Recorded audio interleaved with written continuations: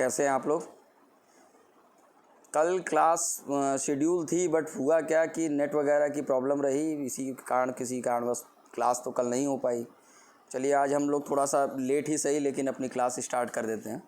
Current affair की ये class है। हम लोगों ने जो परसों पढ़ा था वो हम लोगों ने यहाँ तक कंप्लीट कर लिया था कि 3 मई को विश्व प्रेस स्वतंत्रता दिवस मनाया जाता है और उसके बाद की अब हम लोग स्टार्ट करेंगे। अब देखिए एक और चीज़ भी बता दूं कि परसों मतलब लाइव तो होना धीमे धीमे शुरू हो गया है, थोड़ा बहुत स्ट्रीमिंग में प्रॉब्लम आ रही है। अब वो जान ही रहे हैं कि नेट वगैरह की स्पीड को लेकर ही थोड़ा सा लैग दिख रहा है। तो अगर आप लोगों को वीडियो में लैग दिख रहा है तो वीडियो जब कंप्लीट हो जाती है तो उसमें अपना रिजोल्यूशन को बढ़ा दीजिएगा, 480 पे रखिएगा। 480 पे अगर आप रखेंगे तो आपको बोर्ड पे लिखी सारी चीज़ें एकदम क्लियर दिखेंगी और मुझे नहीं लगता आवाज़ में कोई समस्या आ रही होगी, आवाज़ वॉइस संबंधी कोई भी समस्या नहीं दिखी है। ठीक है, तो हम लोगों को अब चलिए हम लोग करंट अफेयर की देखते हैं। अब हम लोगों का कुछ और भी है कि करंट अफेयर के बाद इस वीक में आप लोगों का टेस्ट ऑर्गेनाइज़ करने का सोचा हुआ है, तो गूगल शीट पे उस पर काम चल रहा है, देखिए हो जाएगा तो दी बेस्ट है। क्योंकि पूरे लॉकडाउन पीरियड में टेस्ट तो नहीं हो पाए। फिजिकल क्लासेज जब चलती थी तो टेस्ट वगैरह हो जाते थे रेगुलरली, बट अभी तो नहीं हो पाए हैं। तो उसको देखते हुए इस वीक में सैटरडे को टेस्ट शेड्यूल करने की बात चल रही है और आपको 1-2 दिन पहले गूगल शीट का जो पूरा लिंक है वो सब सारी चीज़ें आपको इसी व्हाट्सएप ग्रुप पे और टेलीग्राम ग्रुप पे शेयर कर दी जाएंगी। ठीक है, चलिए हम लोग शुरू करते हैं। अब बात करते हैं कि संयुक्त राज्य व्यापार प्रतिनिधि ने हाल ही में स्पेशल रिपोर्ट 301 लॉन्च किया है। ये रिपोर्ट एक यूएस की एजेंसी ने लॉन्च किया है जिसे हम लोग क्या कहते हैं, संयुक्त राष्ट्र व्यापार प्रतिनिधि। बेसिकली ये क्या करती हैं, ट्रेड रिप्रेजेंटेटिव को लेकर एक कमेटी बनी है, उसमें एक रिपोर्ट आती है यूएसए द्वारा और व्यापार को लेकर ये लोग रिपोर्ट जारी करते हैं। आईपीआर संबंधी रिपोर्ट की, मान लीजिए कि उनकी कंपनियां हैं भारत में काम कर रही हैं और भारत में काम कर रही हैं लेकिन भारत का जो पेटेंट कानून है उस पेटेंट कानून से उनको समस्या अगर आती है, मान लीजिए कि हमारे यहाँ थोड़ा सा लेट लतेफ़ी है या फिर इंस्पेक्टर राज जैसी समस्याएं हैं। जैसे मान के चलिए किसी पेटेंट डिपार्टमेंट में गया, उन्होंने फ़ाइल किया किसी भी अपने प्रोडक्ट को लेके और पता चला 2-4 साल तक चली रही है, तो इस सूची में वो लोग वैसे लोगों को रख रहे हैं, वैसी कंट्रियों को रखते हैं स्पेशल रिपोर्ट 301 में जो पेटेंट संबंधी कानूनों को लागू करने में दिक्कत करती हैं। वो भी किन कंपनियों के लिए, अमेरिका की कंपनियों के लिए। जैसे मान लीजिए कि अमेरिका की कंपनी आती है वॉलमार्ट भारत में और उसको कोई पेटेंट संबंधी अपना पेटेंट कराना है भारत में उसको अपने कोई प्रोडक्ट का पेटेंट कराना। पेटेंट क्या होता है आप लोग उसको शॉर्ट में बता देता हूँ, बाकी आपके इकोनॉमी की क्लास में वरुण सर आपको पूरा एक्सप्लेन करेंगे पेटेंट क्या होता है। तो जैसे आप कोई उत्पाद है, जैसे प्रोडक्ट बनाते हैं या गाना लिखते हैं, अक्सर यूट्यूब पे देखते हैं ना कॉपीराइट इशू आता है, कॉपीराइट वगैरह ये सब सारी चीज़ें। तो जो भी आदमी नया कुछ बनाता है वो उसको वहाँ पर रजिस्टर्ड करा देता है। अब उससे रिलेटेड कोई भी चीज़ अगर आप बनाएंगे या कॉपी करेंगे उस चीज़ का, तो उसका आपको कुछ हिस्सा देना पड़ेगा, उसका शेयर देना पड़ेगा, क्योंकि आप उस चीज़ को यूज़ कर रहे हैं। उसी को हम कहते हैं पेटेंट। इसके तहत क्या है, कॉपीराइट भी आता है, ट्रेडमार्क भी आता है, ये सारी चीज़ें इसी के अंतर्गत आती हैं। तो अमेरिका की जो ये प्रतिनिधि सभा है जो रिपोर्ट के संबंध में वो क्या करती है, वो इस स्पेशल रिपोर्ट में ये उन देशों की सूची जारी करती है जो क्या है कि अमेरिकी कंपनियों को पेटेंट संबंधी कानूनों में मतलब अड़चनें पैदा कर रहे हैं, उनकी कंपनियों को निवेश में दिक्कत आ रही है उससे संबंधित। ठीक है, ये देखिए नीचे लिखा हुआ है कि रिपोर्ट 301 1989 से प्रकाशित की जा रही है। यह मूल रूप से उन देशों को सूचीबद्ध करती है जो अमेरिकी कंपनियों को पर्याप्त बौद्धिक संपदा अधिकार प्रदान नहीं करती हैं। तो आईपीआर के अंदर इंटेलेक्चुअल प्रॉपर्टी राइट के अंतर्गत क्या क्या आता है, ट्रेडमार्क आ गया, कॉपीराइट आ गया, पेटेंट आ गया, ये सब सारी चीज़ें होती हैं। अब इस लिस्ट में कितने कंट्रीज़ को शामिल किया है, तो 8 कंट्रीज़ को शामिल किया है। इसी को प्रायोरिटी वॉच लिस्ट भी कहा जाता है। तो आपको 8 कंट्री का नहीं याद रखना है, लेकिन रिपोर्ट 301 को ज़रूर याद रखना है। एक और भी चीज़ याद रखिएगा, इसको आप मेंस में भी लिख सकते हैं। जैसे इंडो अमेरिका रिलेशन लिख रहे हैं, तो जब वहाँ पर आप प्रॉब्लम्स लिखेंगे दोनों कंट्रीज़ के बीच में, तो उसमें आप रिपोर्ट 301 को लिख सकते हैं। ठीक है, जैसे रिपोर्ट 301 के भारत को इस सूची में डाल दिया गया, जीएसपी का मुद्दा जो अभी लास्ट ईयर चल रहा था उसको भी डाल सकते हैं। तो इस तरीके से ये करंट आपके लिए मेंस के पॉइंट ऑफ व्यू से भी रिलेवेंट है। अब हम लोग बात करते हैं इसी में आगे। तो ये देखिए, आप पूरा इस फिगर को आप देखते हैं तो इसमें आपको किस किस तरीके का आता है बिजनेस में। कॉपीराइट, कॉपीराइट के बाद क्या आता है, ट्रेडमार्क, जैसे लोगो होता है ना किसी चीज़ का, ब्रांडिंग और प्रोटेक्शन वगैरह, ये सारी चीज़ों के लिए यहाँ पर ये कॉपीराइट आपको कानून दिया जाता है। हाँ, भारत में कॉपीराइट कानून कब के हैं, IPR क्या है, ये आप लोग कमेंट बॉक्स में लिख के बताइए। नहीं हो तो इसको गूगल पर सर्च करिएगा और इसको नोट डाउन कर लीजिएगा, इम्पॉर्टेंट है, ठीक है। क्या, IPR, intellectual property right and copyright कानून, कॉपीराइट कानून और ट्रेडमार्क कानून, ये इनका जो ईयर है ज़रूर याद रखिएगा। कभी भी मैच द फॉलोइंग में आपके किसी भी एग्ज़ाम में पूछा जा सकता है, ठीक है। इससे आपको एक और भी चीज़ पता चले कि बौद्धिक संपदा अधिकारों के अंतर्गत क्या आता है, कॉपीराइट भी आता है, ट्रेडमार्क भी आता है, पेटेंट भी आता है, पेटेंट कानून। इस तरीके से इसको याद रखिएगा। अब हम लोग अगले टॉपिक की तरफ चलते हैं। लॉग बी ओमार, ये क्या है, लॉग बी ओमार क्या है, बड़ा इम्पोर्टेंट रहा है, चर्चा में भी बहुत रहा है। ये क्या है, लॉग बी ओमार, तो इसको देखते हैं हम लोग क्या है। ये अभी एक घटना हुई थी इज़राइल में, जहाँ पर क्या है, एक त्यौहार मनाने लोग पहुँचे थे और लगभग 40 लोगों का भगदड़ के कारण मृत्यु हो गई थी। तो वो जो त्यौहार है वही है लॉग बी ओमार। तो ये त्यौहार किसके लिए है, तो यहूदियों के लिए है, ज्यूस के लिए है।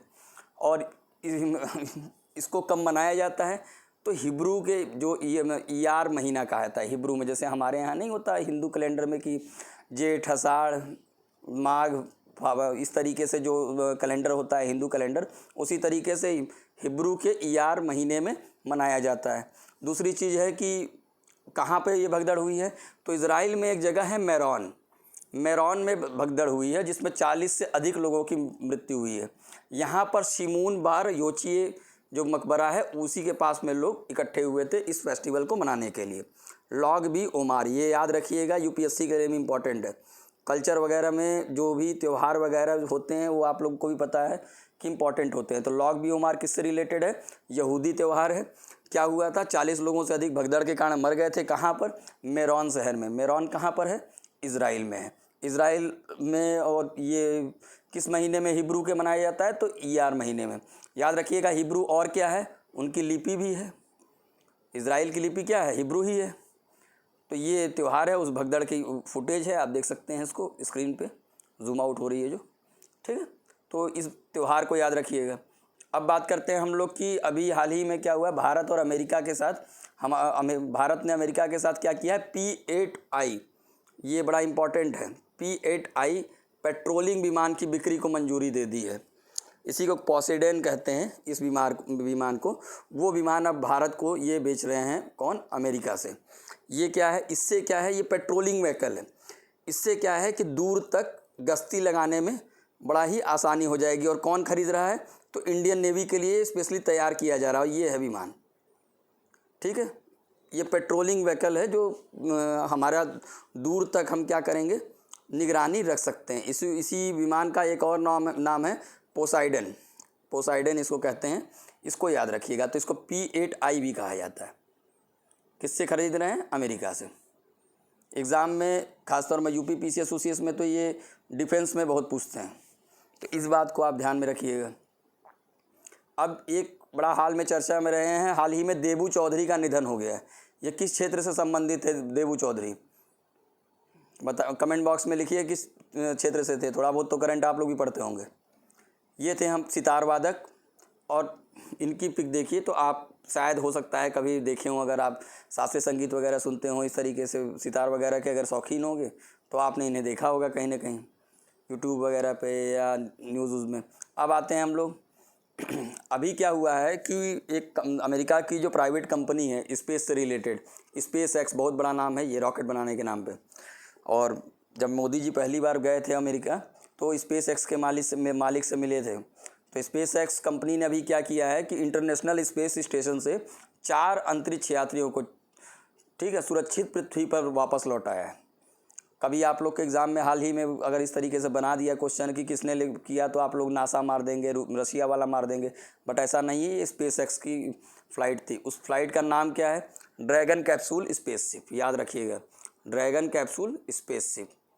और क्या है कि ये 7 मार्च को इन्होंने लॉन्च किया था और अभी जाकर वो अंतरिक्ष यात्री भारत मतलब पृथ्वी पर आए हैं। ये है उनका कैप्सूल, यानी ये उनकी स्पेसशिप है, ठीक है।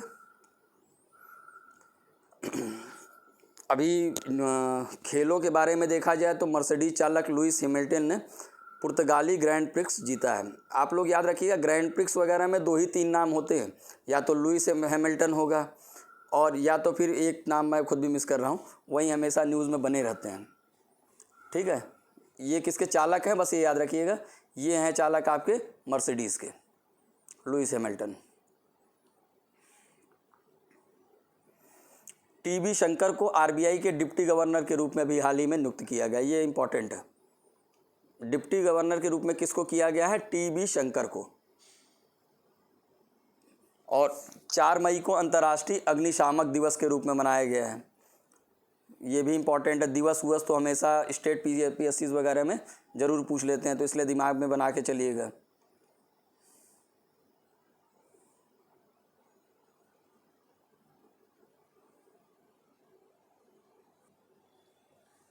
अब अगले न्यूज़ की तरफ हम लोग चलते हैं। इथोपिया सरकार ने हाल ही में Tigre people liberation front TPLF और OLF सीन को आतंकवादी सूची में शामिल किया है। इथोपिया सरकार ने हाल ही में टाइग्रे पीपल लिबरेशन फ्रंट और OLF सीन को अपनी आतंकवादी सूची में शामिल किया है। तो इसको थोड़ा सा डिस्कस करने से पहले आप लोग इथोपिया की राजधानी कमेंट बॉक्स में लिख दीजिएगा, ठीक है, फिर हम लोग बात करते हैं। अब देखिए हम लोग ये न्यूज़ है दरअसल बड़ा चर्चित इस समय चल रही है और गार्जियन का ये पूरा आर्टिकल है उसी से संबंधित।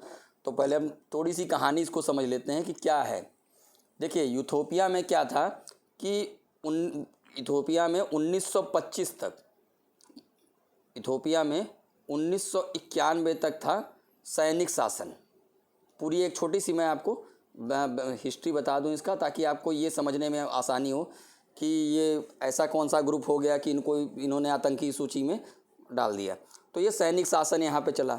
लेकिन होता क्या है कि 1975 में ये जो पार्टी है आपकी टाइग्रे पीपल लिबरेशन फ्रंट की स्थापना होती है। और ये जो पार्टी है ये एक पॉलिटिकल पार्टी थी, राजनीतिक ग्रुप था।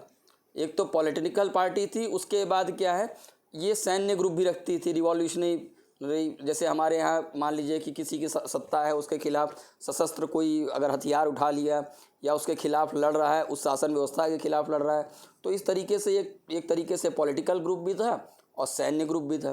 तो ये 75 से एक्टिव थे। लेकिन होता क्या है कि 1991 में जाकर सैनिक शासन को वहाँ अपदस्थ कर दिया था, ख़त्म कर दिया जाता है और फिर वहाँ पर एक नया सिस्टम बनाया जाता है, एक गठबंधन बनाया जाता है। क्यों? क्योंकि इथोपिया का जो कल्चर है वो बड़ा विविधतापूर्ण है भारत की तरह।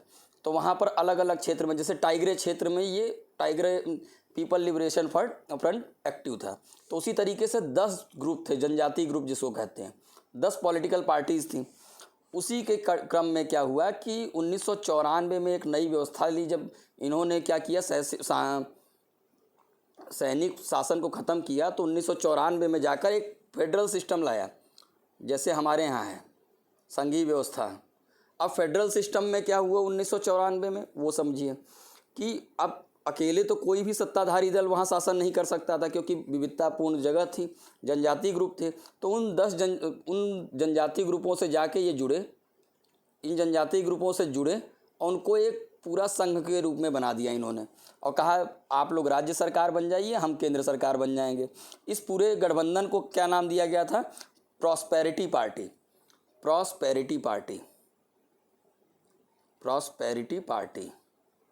अब इसी के तहत वहाँ का शासन चल रहा था और वहाँ पर अब चूँकि केंद्र में बैठती थी प्रॉस्पेरिटी पार्टी के कुछ मेंबर होते थे सभी गठबंधन के दौर में, और स्टेट गवर्नमेंट में जैसे TPLF है, TPLF काम कर रही है और अन्य पार्टियाँ थी वो कार्य कर रही हैं। तो वहाँ पे हुआ क्या कि यहाँ पर एक अबी अहमद अली बड़ा चर्चा में नाम था। अबी अहमद अली क्या हुआ, वहाँ के प्रधानमंत्री बने और 2019 में जाकर उन्होंने क्या किया, पूरी तरीके से वहाँ पर जो विद्रोह हो रहा था, थोड़ा सा केंद्र सरकार के प्रति जो एंटी इनकम्बेंसी थी, उसको पूरे जो रिवॉल्ट चल रहा था उसको ख़त्म कर दिया। ख़त्म करने के बाद उनको इसी के लिए 2019 में नोबल पीस प्राइज़ भी मिला। अली अहमद अली, थोड़ा सा नाम कन्फ्यूजिंग है, अबी अहमद अली, ठीक है। इनके बाद क्या हुआ कि अब जब अबी अहमद अली इतने मजबूत हो गए तो उन्होंने क्या किया कि कोविड-19 उसी के बाद आ गया। अब कोविड-19 के बाद क्या हुआ, वहाँ इलेक्शन कराने थे राज्य सरकारों के। अब जब राज्य सरकारों का इलेक्शन कराना था तो उन्होंने कहा कि देखो, कोविड के चलते हम राज्यों में इलेक्शन अभी कराने में सक्षम नहीं हैं, और इसी को लेकर उन्होंने कहा कि अब इलेक्शन नहीं कराएंगे। जब इलेक्शन नहीं कराएंगे, जब ये मुद्दा आ गया तो Tigre people liberation front TPLF इसने क्या किया, विद्रोह कर दिया।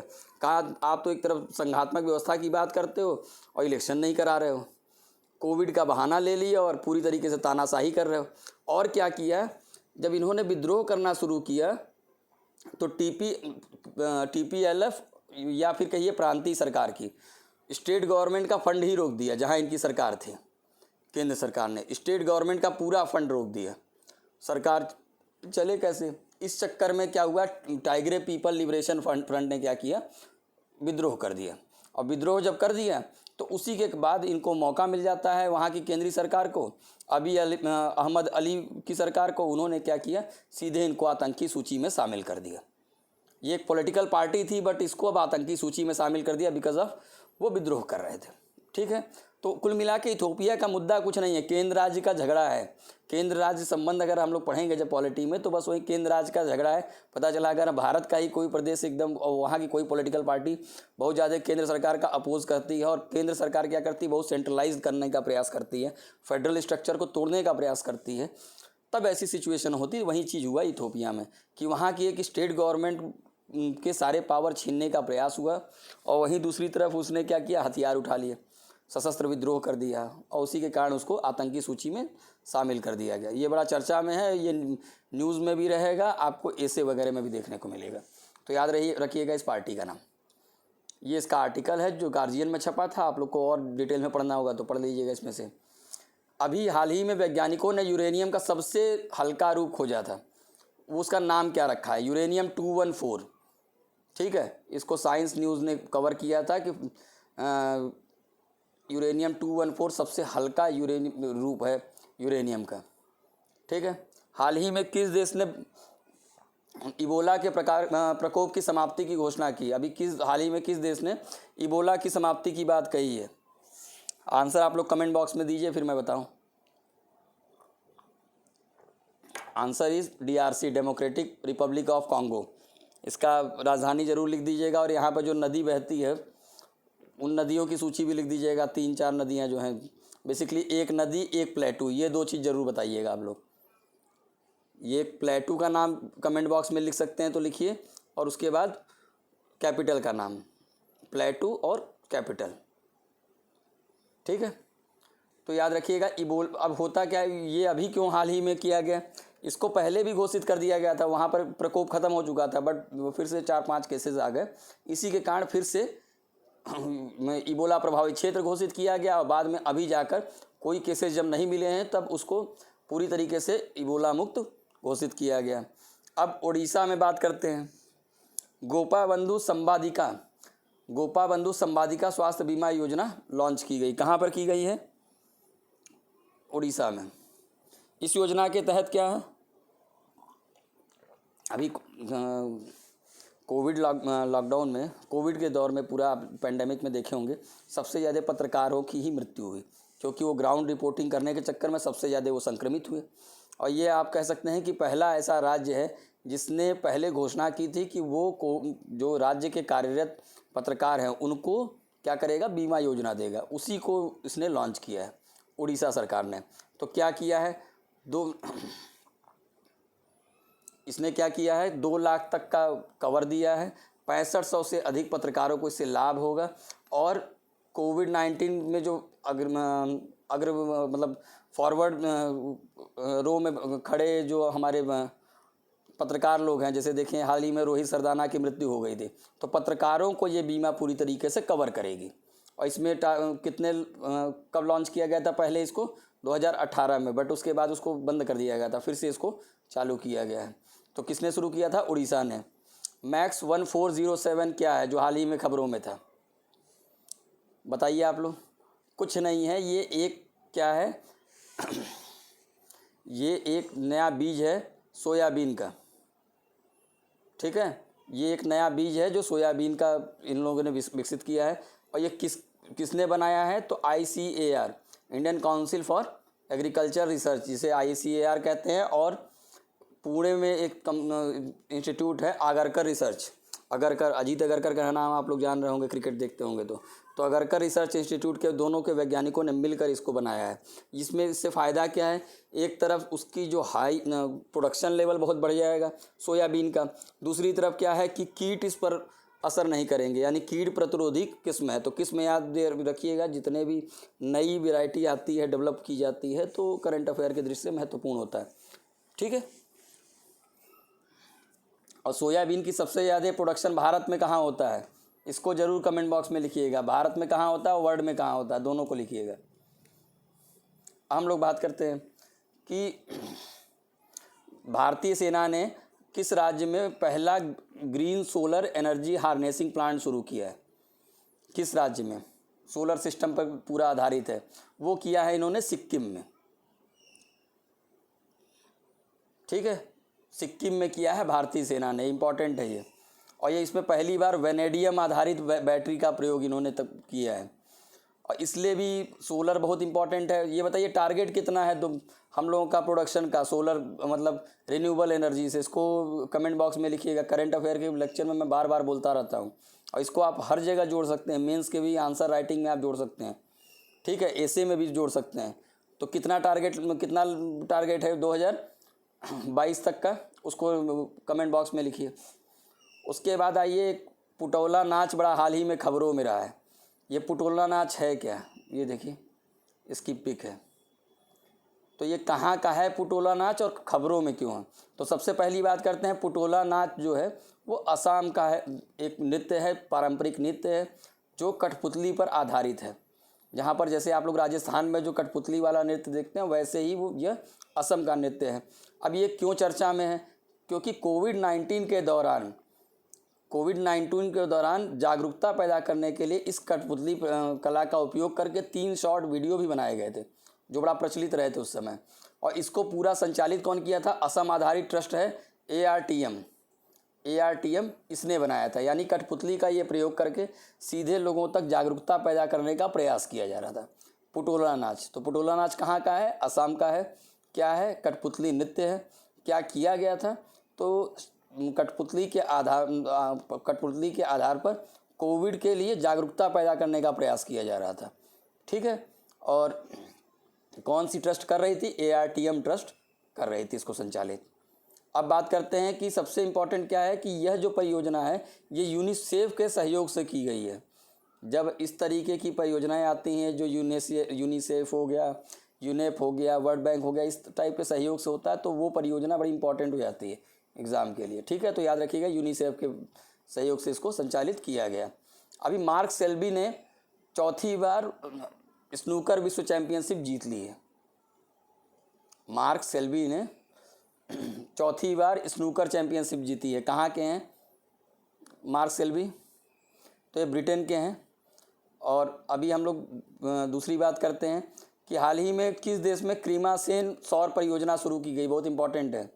तो ये है अमेरिका में। ये क्या किया गया है? अमेरिका के कैलिफोर्निया के पास में 2000 एकड़ पे पूरी तरीके से सोलर पार्क बनाया जा रहा है। ठीक है, और काफ़ी बड़ा बनाया जा रहा है। अब ये बनाया क्यों जा रहा है? तो बाइडेन ने अमेरिका में ग्रीन हाउस गैस उत्सर्जन को रोकने के लिए $2 मिलियन की जो बुनियादी ढांचे के प्रस्ताव पर जो हस्ताक्षर किया था, उसी के आधार पर इसको बनाया जा रहा है क्रीमासेन सौर परियोजना। तो ये अमेरिका के किस क्षेत्र पे है, कहाँ पर बनाया जा रहा है? तो कैलिफोर्निया पर।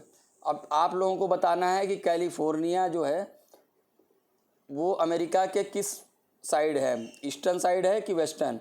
और कैलिफोर्निया में एक फसल बहुत मतलब एक क्या कहते हैं फ्रूट बहुत ज़्यादा प्रोडक्शन होता है, वो बताइएगा उस तट पर।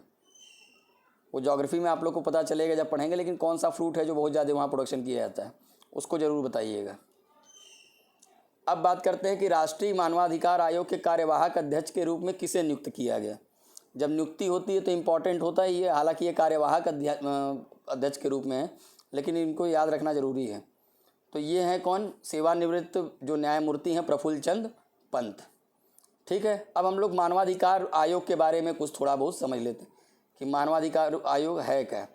देखिए, ये बनाया गया था 1993 में, और इसको बनाया कैसे गया है, एक वैधानिक संस्था के रूप में बनाया गया है। वैधानिक का मतलब क्या है कि उसके लिए विशेष कानून बनाया गया और उसी कानून के आधार पर इसको बनाया गया। तो अब बात करते हैं कि ये संस्था बनाई गई है। अब ये मानवाधिकार क्या है उसको समझ लेते हैं।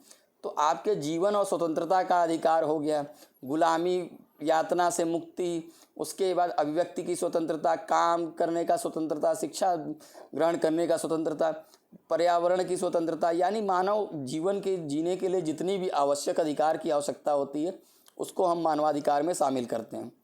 ठीक है, तो इसी के तहत, इसी मानवाधिकार से आपके मूल अधिकार बने हैं। यानी मानवाधिकार बहुत बड़ा वाइड क्षेत्र है, पूरा वाइड एरिया है इसका, और इसी का एक छोटा सा भाग है आपका FR, जिसको आप लोग मूल अधिकार के रूप में जानते हैं। ठीक है, अब ये संस्था बनी है 1993 में। अब हम लोगों को इसका संरचना जरूर याद रखना है। ये पॉलिटी में हालांकि हम लोग डिटेल से पढ़ेंगे, लेकिन यहाँ पे शॉर्ट नोट्स के रूप में हम लोग देख लेते हैं कि इसमें सबसे पहली बात है, एक अध्यक्ष होते हैं और 4 पूर्णकालिक सदस्य होते हैं। और सबसे बड़ी बात क्या है कि जो अध्यक्ष की नियुक्ति होती है वो राष्ट्रपति द्वारा प्रधानमंत्री की एक अध्यक्षता में कमेटी बनाते हैं। राष्ट्रपति ही नियुक्त करेंगे, बट पहले एक कमेटी बनेगी। कमेटी के हेड कौन रहेंगे, वो रहेंगे प्रधानमंत्री महोदय, और प्रधानमंत्री वाली जो कमेटी रहेगी वो जिसका नाम रिकमेंड करेंगे उसकी नियुक्ति होगी।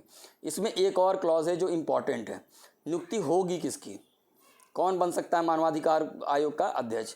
तो सबसे पहली बात है कि रिटायर्ड जज को जनरली बनाया जाता है मानवाधिकार आयोग का अध्यक्ष।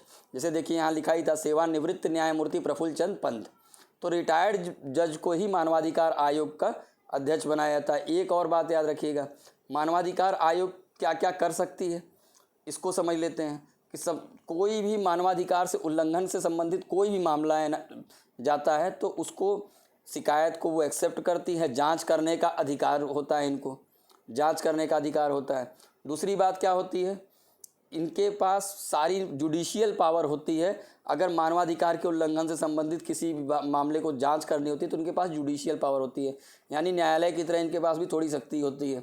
उसके बाद आयोग किसी भी जेल में, भाई आपके मानवाधिकारों का सबसे ज़्यादा हनन जेल में ही होता है, तो किसी भी जेल का दौरा कर सकती है और जो जेल में बंद कैदियों की स्थिति का निरीक्षण भी कर सकती है और उसमें सुधार के लिए सुझाव भी दे सकती है। उसके बाद क्या होता है कि किसी संविधान या किसी अन्य कानून द्वारा मानवाधिकार को बचाने के लिए प्रदान करे गए सुरक्षा उपायों की समीक्षा भी कर सकती है, कि एनालिसिस कर सकती है कि हाँ संविधान में जो जो चीज़ें व्याख्या की गई हैं वो सही हैं, वर्तमान में लागू की जा सकती हैं या नहीं, उस पर सुझाव भी दे सकती है। ठीक है, उसके बाद मानवाधिकार से संबंधित रिसर्च वगैरह R&D का भी काम करती है, और साथ ही साथ यह मीडिया, प्रेस विज्ञप्ति, प्रकाशन सबके माध्यम से मानवाधिकारों के बारे में क्या करती है, प्रचार प्रसार करती है, लोगों तक पहुंचने का प्रयास करती है, लोगों को समझाने का प्रयास करती है मानवाधिकार से संबंधित मामलों को। ठीक है, अब हम लोग बात करते हैं कि कोविड-19 महामारी से निपटने के लिए भारतीय सशस्त्र बलों द्वारा एक ऑपरेशन शुरू किया गया था। उस ऑपरेशन का नाम क्या है, बहुत इंपॉर्टेंट है, ऑपरेशन कोजीत। ऑपरेशन कोजीत बहुत इंपॉर्टेंट है, इसको याद रखिएगा एग्ज़ाम के लिए। ठीक है, इसमें क्या किया जा रहा था, इसका उद्देश्य क्या था कि चिकित्सा बुनियादी ढांचा बनाया जाए, ऑक्सीजन सप्लाई चेन को मजबूत किया जाए, और लोगों को मेंटली जो मतलब कहते नहीं है, उस समय आप कोविड के दौर में देख रहे थे कि लोग कहीं ना कहीं प्रेशराइज्ड हो जा रहे थे, डर जा रहे थे, उन सब चीज़ों को मेंटली लोगों को मजबूत करने का काम कर रही थी, इंफ्रा डेवलप करने का कार्य कर रही थी। देखिए ये न्यूज़ आई थी इकोनॉमिक्स टाइम की, उसी से लिया गया है ऑपरेशन कोजीत। और इसको कौन लीड कर रहा था उस समय, लेफ्टिनेंट जनरल कनितकर। ये जो लेडीज़ हैं ये ये सेना में जो हेल्थ सेक्शन होता है उसकी भी ये हेड है। ठीक है, अब बात करते हैं अभी हाल ही में क्या हुआ है, भारत और ब्रिटेन के साथ 1.4 अरब डॉलर का निजी क्षेत्र में व्यापार और निवेश की घोषणा की गई है। अभी शिखर सम्मेलन हुआ है भारत और ब्रिटेन का, वर्चुअल शिखर सम्मेलन, तो उसमें इस बात की घोषणा की गई है कि 1.4 अरब डॉलर के निजी क्षेत्र पर निवेश, प्राइवेट सेक्टर में निवेश की बात कही गई है। ठीक है, इसके तहत क्या है कि बेसिकली हम लोग ने बात कही है, वो कही है कि सीरम इंस्टीट्यूट ऑफ इंडिया जो आपको कोविशील्ड बनाती है, सीरम इंस्टीट्यूट ऑफ इंडिया क्या करेगी कि 240 मिलियन पाउंड का निवेश करेगी, और वहीं दूसरी तरफ कोडेजेनिक जो ब्रिटेन की कंपनी है कोविड-19 के खिलाफ, वो भी इसमें पैसा लगा रही है। ये सारा पैसा लगा किस जगह लगा रहे हैं हम लोग। देखिए वैक्सीन तो बनी रही है, लेकिन अब जो वैक्सीन ट्रायल में है वो नेज़ल वाली है कि आप नाक में स्प्रे करिए और देन आप वैक्सीनेट हो जाएंगे, आपको कोई इंजेक्शन लेने की ज़रूरत नहीं होती। इसी में सीरम इंस्टीट्यूट ऑफ इंडिया काम कर रही है, जिसके हेड कौन थे, आधार पूनावाला, न्यूज़ में भी बहुत रहे हैं। उसके बाद वहाँ की जो ब्रिटेन की कंपनी है कोडेजेनिक के सहयोग से काम चल रहा है इसमें। ठीक है, तो इसको याद रखिएगा आप लोग। अब बात करते हैं कि हाल ही में पार्कर सोलर प्रोब ने किस ग्रह से रेडियो संकेत भेजे हैं, बड़ा इंपॉर्टेंट है। पहले आप लोग ये बताइए पार्कर सोलर प्रोब कहाँ का है और किस ग्रह के लिए इस सेटेलाइट को भेजा गया है, पूरी तरीके से किस ग्रह के अध्ययन के लिए, उसको कमेंट बॉक्स में लिखिएगा। ठीक है, अब हम लोग बात करते हैं, ये नासा का यान है बेसिकली, और ये किसके लिए भेजा गया है, सूर्य के अध्ययन के लिए भेजा गया है। लेकिन अभी सूर्य तक पहुंचने में इसको चूँकि टाइम लगेगा, 2025 तक वो पहुंच पाएगा, लेकिन बीच में शुक्र ग्रह, पृथ्वी की जुड़वा बहन जिसको कहते हैं, उसके ऊपर पहुंचा है वो, और वहाँ से प्राकृतिक रेडियो सिग्नल की खोज की है उसने, और उसका सिग्नल इन्होंने सेंड किया है। अगर आप सौरमंडल पूरा पढ़ेंगे, जब अभी ज्योग्राफी में पढ़ चुके हैं, शायद आप लोग की क्लासेस चल चुकी हैं, तो उसमें आपको पता चलेगा। तो पृथ्वी की जुड़वा बहन भी कही जाती है, शुक्र को देखा जाता है। तो इस तरीके की चीज़ें आप थोड़ा सा देख लीजिएगा। ठीक है, अब बात करते हैं हम लोग अगले टॉपिक पे। अभी क्या हुआ है कि भूवैज्ञानिक सर्वेक्षण ने अभी खोज की है सेरेपेडो डायनासोर की। ये जो फॉसिल्स हैं सेरेपेडो डायनासोर का, ये कहाँ से मिला है, ये इम्पॉर्टेंट है। सेरेपोड डायनासोर कहाँ से मिला है, तो ये मेघालय से मिला है। ये कैसा होता था, जो 4 पैरों वाला आप देखते थे ना, ये सबसे लॉन्गेस्ट वाले दिखते थे। ये देखिए पिक है इसकी। तो इसके जीवाश्म अभी हाल ही में मिले हैं। आप लोग ये बताइएगा कि डायनासोर कौन से युग में थे और कौन से युग में ख़त्म हुए। ज्योग्राफी में जब आप लोग पूरा युग वाला सेक्शन पढ़ते होंगे तो उसमें आप लोगों ने पढ़ा होगा। मैं आपको हिंट दे रहा हूँ, क्रिटेशियस काल में ये जाके समाप्त होते हैं, और कब इनकी उपस्थिति थी ये भी आप लोग कमेंट बॉक्स में बताइएगा। अब चलिए इकॉनमी का एक टॉपिक है कि S&P ग्लोबल रेटिंग एजेंसी ने अभी हाल ही में भारत के GDP वृद्धि अनुमान को बतलाया है 2021-22 के लिए। तो पहले इन्होंने 11% बताया था, जिसे घटा के उन्होंने अभी 8% तक कर दिया है।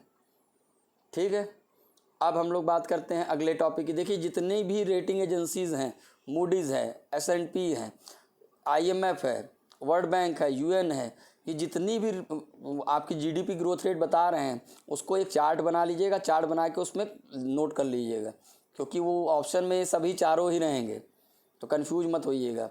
उसके बाद सिटी बैंक ने भारत में क्या किया है, कोविड-19 राहत प्रयासों के लिए, चूँकि जब बहुत ज़्यादा समस्या हो गई थी अप्रैल मई में, तो 200 करोड़ रुपए की एक राहत की घोषणा भी की थी सिटी बैंक ने। अभी एक नया चर्चित आया है टॉपिक, मे फ्लावर 400 दुनिया का पहला है आर्टिफिशियल इंटेलिजेंस जहाज़ है। ऐसा बनाने का क्यों, मतलब क्या ऐसा कारण था कि हम लोग AI पर आधारित जहाज़ बनाएं? तो पहली बात मैं बता दूं कि होता क्या था कि डीप ओशियन जब माइनिंग करनी होती थी, या डीप ओशियन में हम क्या करते थे, जीव हो गए, जितने भी वहाँ पर जितने जीव जंतु पाए जा रहे हैं, उनके अध्ययन के लिए हमको एक ऐसी मानव रहित एक हमको विमान की ज़रूरत थी, जहाँ पर वो स्वयं ही सारी चीज़ें कर सके। आर्टिफिशियल इंटेलिजेंस का मतलब क्या है कि मशीन अगर बुद्धिमान हो जाए, सामान्य लैंग्वेज में याद रखिए, मशीन अगर बुद्धिमान हो जाए। बुद्धिमान का मतलब क्या है कि वो स्वयं ही अपने आप को रिपेयर कर पाए, उसके अंदर थोड़ी सी बौद्धिक सोच डेवलप हो पाए। इस तरीके से अगर इस तरीके का कोई जहाज़ बना दिया जाए, तो वहाँ एक तो आदमी को जाना नहीं पड़ेगा डीप ओशियन में, और सारी माइनिंग से लेकर सारी गतिविधियों को हम संपन्न कर सकते हैं। तो ये बनाया गया है, जो 15 मीटर लंबा है और 9 टन वजनी है, बहुत इंपॉर्टेंट है ये। उसके बाद क्या है, जितने भी समुद्री प्रदूषण है उसको वो अध्ययन करेगा, पानी में जो प्लास्टिक का जो विश्लेषण करेगा कि क्यों डिज़ोल्व नहीं हो पा रहा है, या समुद्री कचरे का लेवल को वो बतला पाएगा। ठीक है, उसके बाद क्या है, इसे टकराव से बचने के लिए भी प्रशिक्षित किया गया है। जैसे मान लीजिए कि अगर कोई मान लीजिए कि ग्लेशियर वगैरह हो गया या कुछ भी पार्टिकल हो गया जिससे टकराव हो सकता है, चूँकि मानव रहित रहेगा तो वो खुद को सही भी कर लेगा, टकराव से भी बचेगा। उसको 100 आवर का क्या किया गया है, ऑडियो डेटा दिया गया है, जिससे क्या है वो खुद को ट्रेंड कर पाएगा, सेल्फ ट्रेंड। और क्या है कि डीप ओशियन में जितने भी जानवर उपस्थित हैं उनकी उपस्थिति को पता लगा पाएगा और उनके जनसंख्या के बारे में विवरण दे पाएगा। ये क्या है, ये जो बनाया गया है मेफ्लावर, ये विमान इतना मजबूत है कि इसके अंदर सारे जितने भी एडवांस टेक्नोलॉजी के हैं, कैमरा है, रडार है और साउंड सिस्टम है, सारी चीज़ें उसमें इंस्टॉल करी गई हैं। अब हम लोग बात करते हैं इसको बनाया कौन है। तो इसको ऐसा नहीं कि किसी विशेष कंट्री द्वारा बनाया गया है, ये भारत, अमेरिका, स्विट्ज़रलैंड, कई देश मिलकर बनाए हैं। और ये पहला ऐसा है जो पूरा अटलांटिक पार करेगा विदाउट मैन, अनमैन्ड होकर ये पूरा के पूरा अटलांटिक ओशियन को पार करेगा। ठीक है, अभी हाल ही में किस जानवर के अंदर कोविड-19 के लक्षण पाए गए हैं, और वो भी भारत में। अभी तो लास्ट वाले लेक्चर में बताया था कि डॉग के लिए क्या है, एक कोविड वैक्सीन बनाई गई थी, उसका नाम क्या था, आप लोग कमेंट बॉक्स में लिखिएगा। बाकी अभी भारत में किस जानवर के अंदर प्राप्त किया गया है लक्षण कोविड का, तो वो किया गया है शेर के अंदर। और वो भी कहाँ पर पाए गए, किस जगह के शेरों में, तो नेहरू प्राणी उद्यान हैदराबाद में, जहाँ 8 एशियाई शेरों से कोविड-19 पॉजिटिव पाए गए हैं। अब यहाँ बात आती है कि एशियाई शेर सबसे ज़्यादा कहाँ, मतलब एशियाई शेर का नेचुरल वास कहाँ है, नेचुरल हैबिटेट कहाँ है भारत में, किसको माना जाता है, तो वो माना जाता है गिर अभ्यारण्य को। ठीक है, गिर कहाँ पर है गिर, वो भी कमेंट में लिखिएगा। अब एक नया आया है कोविड लोन बुक, ये क्या है, देखिए कोविड लोन बुक कुछ नहीं है। जब हमारे यहाँ वैक्सीनेशन की प्रक्रिया शुरू होती है, मई में बहुत ज़्यादा केसेस बढ़ रहे थे, 3 लाख 4 लाख के करीब केसेस जा रहे थे, तो वैक्सीनेशन के लिए कंपनियों के पास फंड की दिक्कत थी। अब वो फंड आएगा कहाँ से, तो वो फंड तो वो बैंक से लेते ना। तो आरबीआई ने एक अपना नया विंडो खोल दिया, उस विंडो में 50,000 करोड़ रुपए उन्होंने दिया, जिसे कहा गया one tap liquidity window. One tap का मतलब है कि एकदम तैयार पैसा है, आपको जब ज़रूरत हो आप ले लीजिए। कौन लेगा, जितनी भी वैक्सीन निर्माता कंपनी हैं, वैक्सीन एक्सपोर्टर कंपनीज़ हैं, या फिर जो चिकित्सा से जुड़े विभाग हैं, पैथोलॉजीज़ हैं, या फिर क्या है जितनी भी आपूर्तिकर्ता फर्म हैं, ये सारे के सारे इससे डायरेक्टली ले सकते हैं बैंकों से। और उसके लिए कितना अलग से प्रावधान कर दिया गया, 50,000 करोड़ का। इसी को हमने कहा गया कोविड लोन बुक, यानी बैंक लोन दे सकती हैं। उस बुक में ऐड हो जाएगा कि ये पैसा सीरम इंस्टीट्यूट ऑफ इंडिया मान लीजिए 5,000 करोड़ रुपए ली है बनाने के लिए कोविडशील्ड, तो उसको बताया जाएगा कि ये इस कोविड के मद में गया है। तो उसी को, ये आरबीआई की पहल है, याद रखिएगा। अब रोड मैप 2030 क्या है, यह भारत और यूके का भी शिखर सम्मेलन हुआ था, वर्चुअल शिखर सम्मेलन। यहाँ पर बोरिस जॉनसन और प्रधानमंत्री मोदी जी दोनों वर्चुअली मिले थे, वहाँ पर बात हुई। वहाँ पर दोनों ही देशों के बीच में ये नया रोड मैप तैयार किया गया 2030 तक के लिए, जिसमें हम लोगों ने कहा कि बायलैटरल हम लोग जितने भी ट्रेड है उनको बेहतर करेंगे। उसके बाद क्या करेंगे, हम लोग लाइट कॉम्बैट एयरक्राफ्ट मार्क 2 को विकसित करेंगे, जिसमें दोनों लोगों ने सहमति व्यक्त की है। ठीक है, उसके बाद हम लोग क्या करेंगे कि जितनी भी समस्याएं रहेंगी उनको बायलैटरल टॉक से हम ख़त्म करेंगे। टीम के और टीके के संबंध में, वैक्सीनेशन के संबंध में दोनों देश एक दूसरे के साथ मिलकर कार्य करेंगे, इसको बताया गया। तो रोड मैप 2030 किससे है रिलेटेड है, तो भारत और यूके से संबंधित। ठीक है, तो यहाँ पर आप लोगों का ये लेक्चर तो ख़त्म होता है। कल से आप लोगों को नए सिरे से लेक्चर मिलेंगे। हाँ, आप लोगों का टेस्ट का प्रॉब्लम है तो टेस्ट आपका इस वीक से शुरू हो जाएगा। ठीक है।